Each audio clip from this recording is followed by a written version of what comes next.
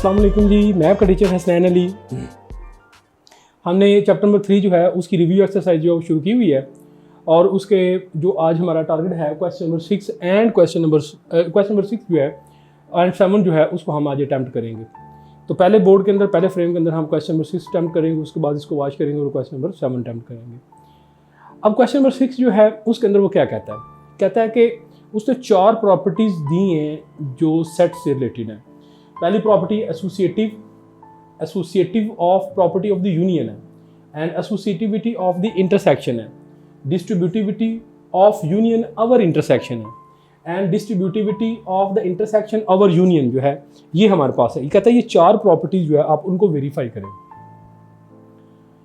अच्छा, अब इन 4 प्रॉपर्टीज को वेरीफाई करने के लिए उसने 3 पेयर ऑफ सेट्स जो है वो दिए हुए हैं, ए बी एंड सी। ठीक है, तो अब आपने क्या करना है, पहला जो हमारे पास इसका जो क्वेश्चन जिसमें जो जैसे ये वाला मैंने लिखा हुआ pair of 3 pair of sets, इसमें 3 सेट्स हैं, उसका एक कॉम्बिनेशन है ए बी एंड सी। अब इस सेट को पकड़ना है आपने और ये चारों प्रॉपर्टीज वेरीफाई करनी है। फिर आपके पास सेकंड जो पोर्शन के अंदर उसने क्या दिया हुआ है, ये आपको दिए हुए हैं ए बी और सी। इसके लिए आपने ये चारों प्रॉपर्टीज जो है वो वेरीफाई करनी है। फिर आपके पास उसने ये सेट का एक कॉम्बिनेशन दिया हुआ है, इसके लिए आपने चारों प्रॉपर्टीज जो है वो वेरीफाई करनी है। तो अगर मैं ये 1 बाय 1 सारी प्रॉपर्टीज वेरीफाई करूंगा ना तो ये क्वेश्चन बहुत ज़्यादा लेंथी हो जाएगा। मेरा मकसद आप लोगों को रूल सिखाना, प्रॉपर्टी सिखाना है। तो मैं ऐसे करता हूँ कि मैं उनमें से जो पहले कॉम्बिनेशन के साथ मैं एसोसिएटिव प्रॉपर्टी ऑफ यूनियन जो है उसको जो है वो मैं प्रूव करूँगा। दूसरे कॉम्बिनेशन के साथ मैं एसोसिएटिविटी ऑफ द इंटरसेक्शन जो है उसको प्रूव करूँगा। और जो तीसरा कॉम्बिनेशन है उसके साथ मैं डिस्ट्रीब्यूटिविटी ऑफ द इंटरसेक्शन जो है उसको जो मैं प्रूव करूँगा। और जो इसी तरह distributivity over intersection over union जो है उसको फिर हम इन तीनों में से किसी के साथ भी, तो मैंने सेकंड कॉम्बिनेशन जो है उसको चूज़ किया। तो इस तरह करके मैंने इसको थोड़ा सा कंसाइज किया। ठीक है, और जब मैं इनको क्वेश्चन को करूँगा थोड़ा सा इसको आप देखेंगे तो आपको अंदाज़ा हो जाएगा कि बाकी भी हमने किस तरह से करनी है। तो अब इसमें सबसे इम्पोर्टेंट चीज़ जो है इन प्रॉपर्टीज़ को याद करना कि ये प्रॉपर्टी है क्या।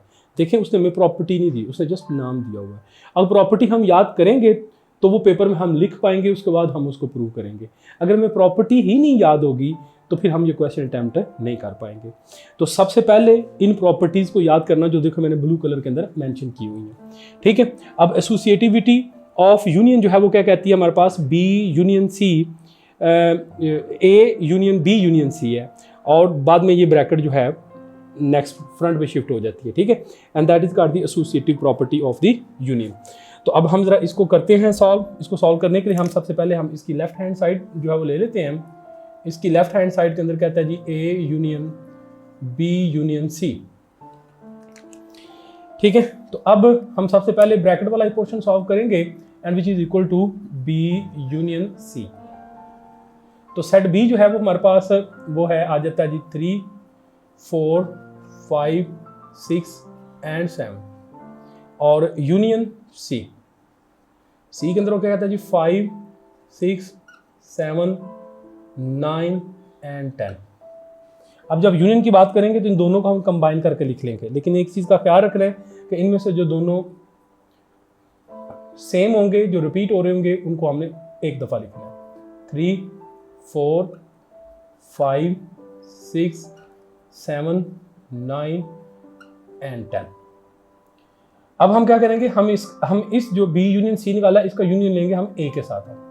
तो अब क्या बन जाएगा A union B union C. अब बी यूनियन सी एक सेट के तौर पे काम करेगी।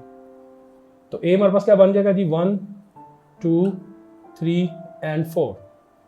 ये हमारे पास सेट ए आ गया।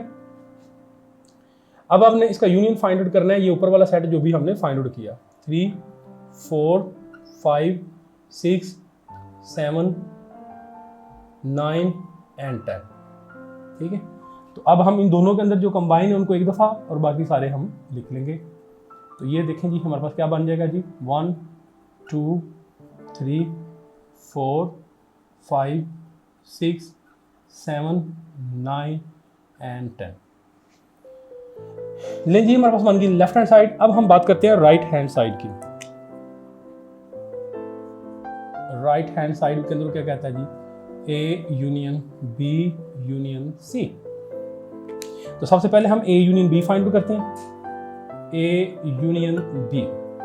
तो ए यूनियन बी के अंदर देखेंगे हमारे पास क्या बन जाता है जी, A is equal to 1 2 3 and 4 union B, B is equal to 3 4 5 6 and 7।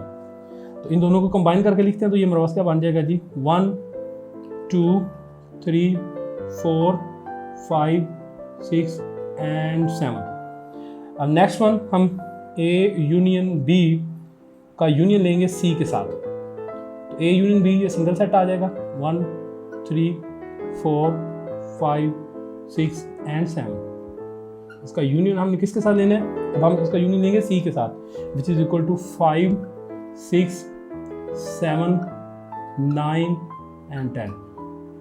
ठीक है, 5 6 7 9 एंड 10। अच्छा, अब इन दोनों में से जो हमारे पास मिलते होंगे, जो रिपीट हो रहे हैं, उनको एक दफ़ा और बाकी तो लिख लेंगे हम 1 2 3 4 5 6 7 9 एंड 10।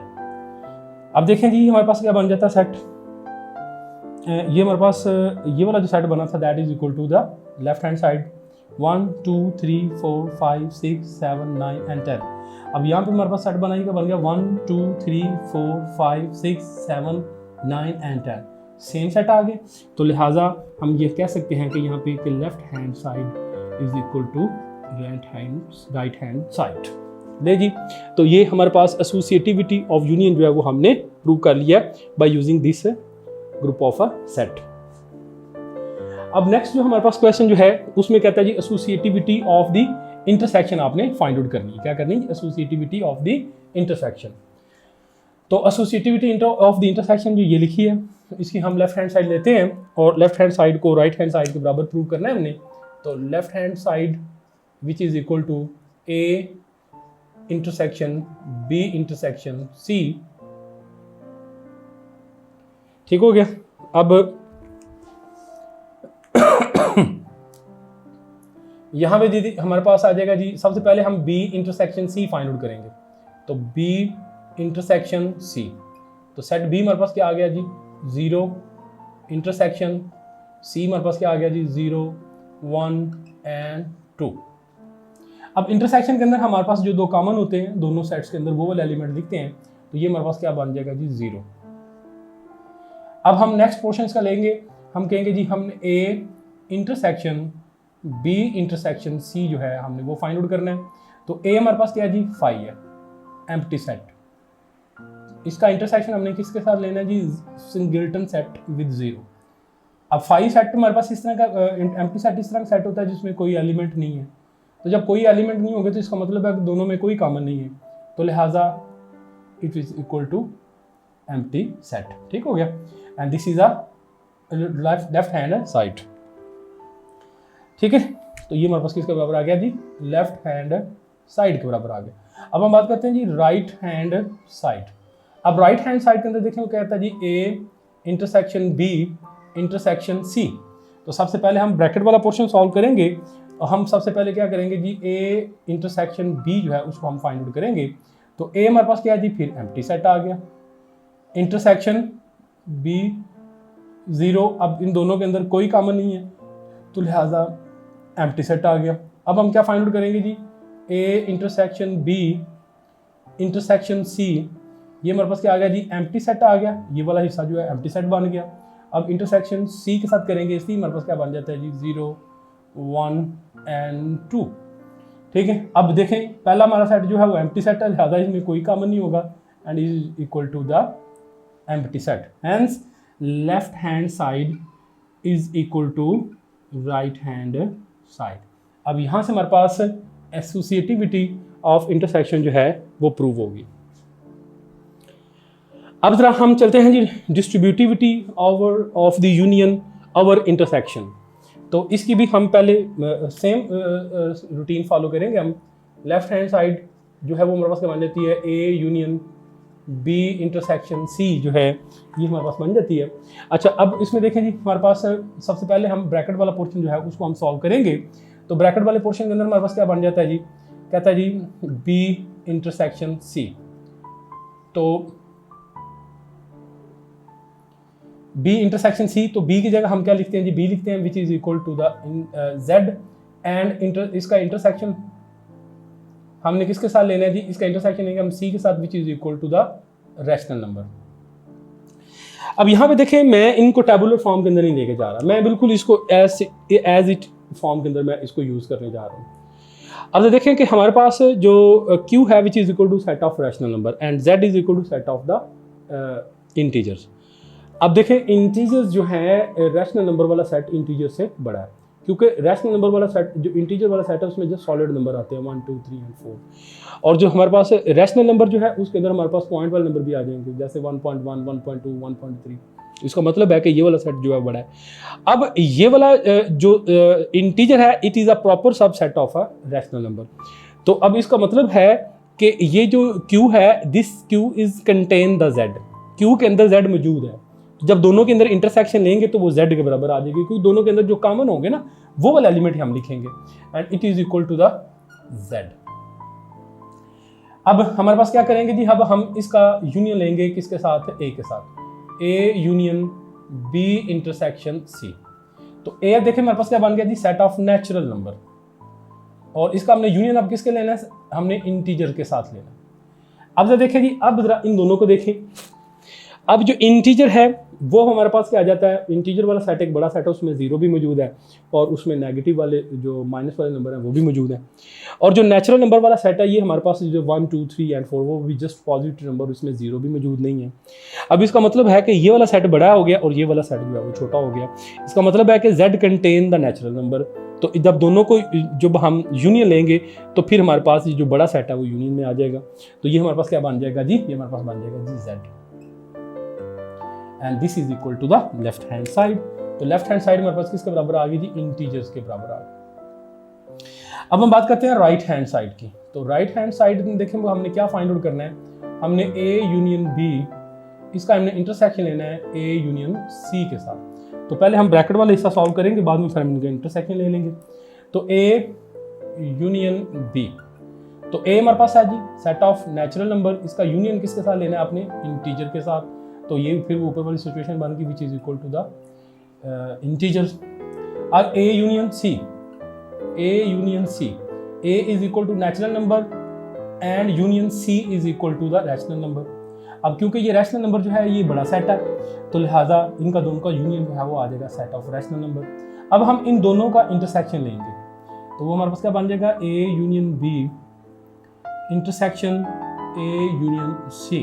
इनका इंटरसेक्शन जो है ये हमारे पास किसके बराबर आ जाएगा जी, इंटीजर का इंटरसेक्शन लेना है आपने रैशनल नंबर के साथ, ठीक है। तो अब इन दोनों में जो कॉमन होंगे वो लेंगे। अब रैशनल नंबर वाला सेट बड़ा है, रैशनल नंबर वाला सेट कंटेन कर रहा है इंटीजर्स को, तो लिहाजा दोनों के अंदर जो कॉमन है that is equal to the integer and which is equal to the left hand side. तो ये left hand side right hand side के बराबर साबित होगा, ठीक है। अब मैंने तीनों ग्रुप ऑफ सेट्स के मैंने आपको एक डेमो दे दिया कि आपने इनको किस तरह से अटेम्प्ट करना है, ठीक है। वो वाला जो थर्ड इसका जो ग्रुप ऑफ सेट जो है ना, इसके अंदर आपने ख्याल रखना है कि इसको आपने टेबुलर फॉर्म के अंदर नहीं लेके जाना। जब आप इसको टेबुलर फॉर्म के अंदर लेके जाएंगे तो ये हमारे पास, क्योंकि ये सेट ऑफ रैशनल नंबर जो है ना ये कम्प्लेक्सिटी क्रिएट करेगा, ठीक है। तो आपने इनको इसी तरह से ही सॉल्व कर लेना, ठीक हो गया। अब हम जो लास्ट वाली हमारे पास distributivity of the intersection of union जो है उसको हम अटेम्प्ट करते हैं।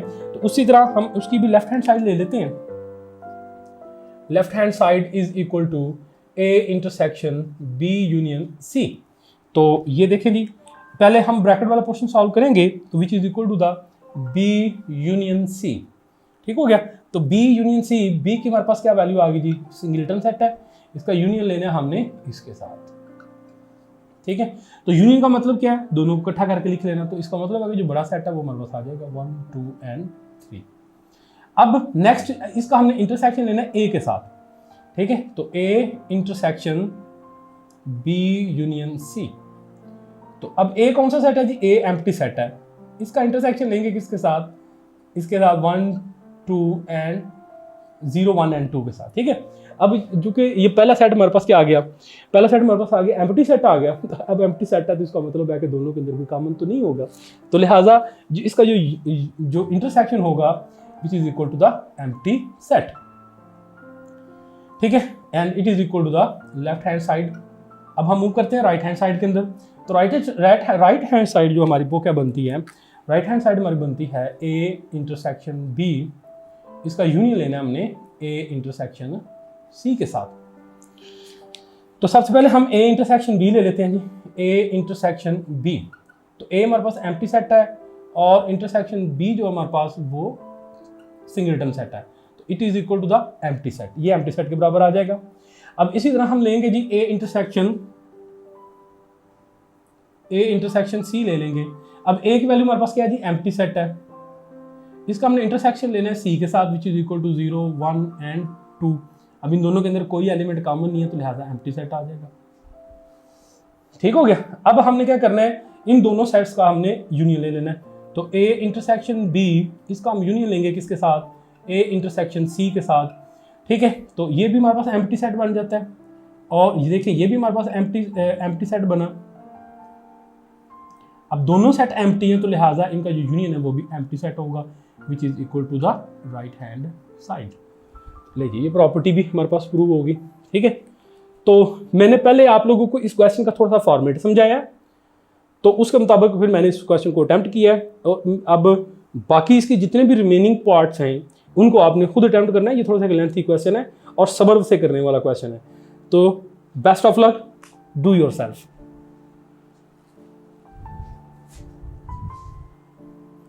ले जी क्वेश्चन नंबर 6 जो है उसके बाद अब हमारा जो है वो क्वेश्चन नंबर 7 है। अब क्वेश्चन नंबर 7 के अंदर देखें, कहते हैं जी verify the De Morgan's law. De Morgan's law जो है उसे वेरीफाई करें। अब डी मॉर्गन्स लॉ को वेरीफाई कर, डी मॉर्गन्स लॉ है क्या हमारे पास, डी मॉर्गन्स लॉ कहता है A union B whole complement is equal to A complement intersection B complement. ये इसकी पहली स्टेटमेंट है और इसकी जो दूसरी स्टेटमेंट है वो क्या कहता है जी, ए इंटरसेक्शन बी कंप्लीमेंट जो है वो बराबर किसके है, ए कंप्लीमेंट यूनियन बी कंप्लीमेंट के।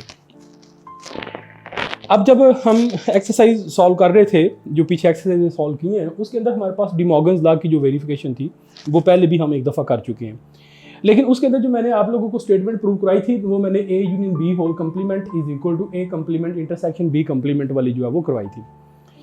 अब जो हम करेंगे वो हम करेंगे A intersection B complement is equal to A complement union B complement. तो ये हमारे पास सेट गिवन है 3 A B and C and universal set, और हम ये वाली स्टेटमेंट जो है इसको प्रूव करते हैं। ठीक है, तो ये हमारे पास क्या बन जाती है, इसकी जो है statement A union A intersection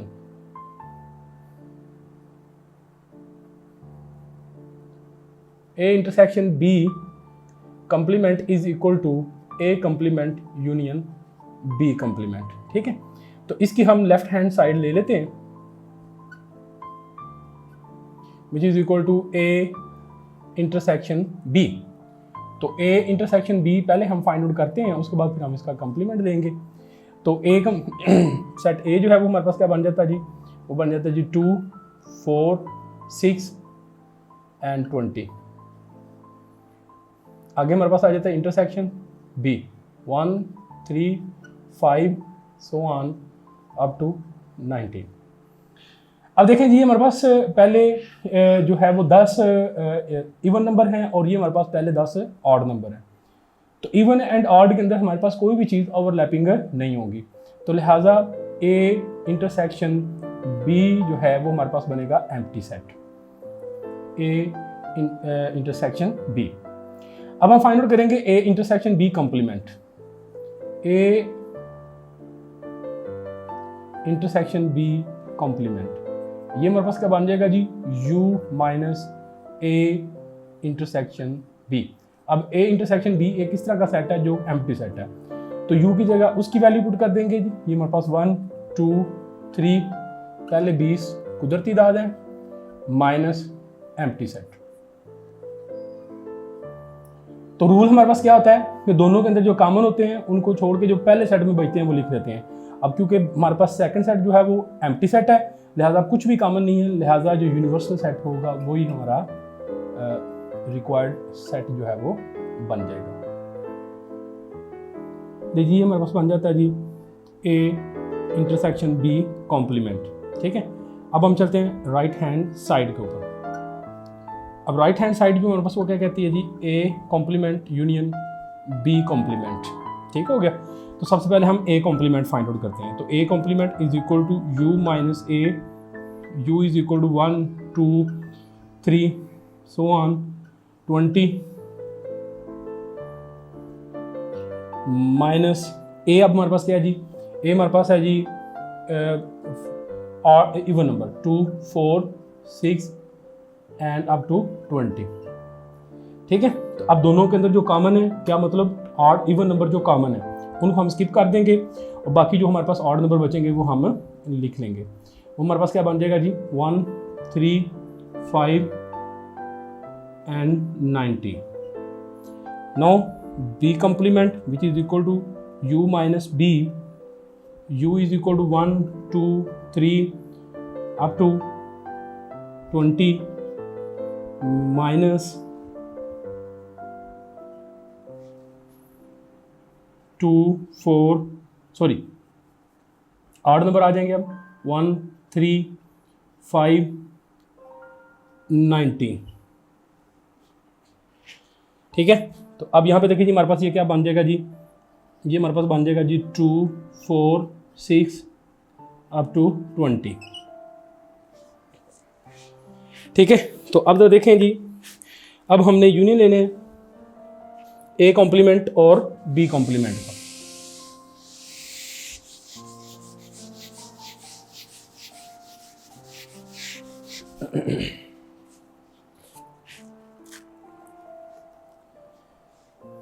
A complement union B complement. ठीक है, तो ए कॉम्प्लीमेंट जो है देखें वो हमारे पास क्या बन जाता है जी, ए कॉम्प्लीमेंट हमारे पास ये बन जाता है और बी कॉम्प्लीमेंट हमारे पास ये वाला सेट जो है बन जाता है। तो ए कॉम्प्लीमेंट हमारे पास क्या आ जाएगा जी 1 3 5 up to 19 union B complement 2 4 6 up to 20। ठीक हो गया। तो अब अगर इनको यूनियन की बात करते हैं तो इनका यूनियन क्या बन जाएगा, दोनों को इकट्ठा करके लिख लेंगे 1 2 3 4 एंड अप टू 20। ठीक है, तो अब यहाँ पे देखें जी ये हमारे पास क्या बन जाता है,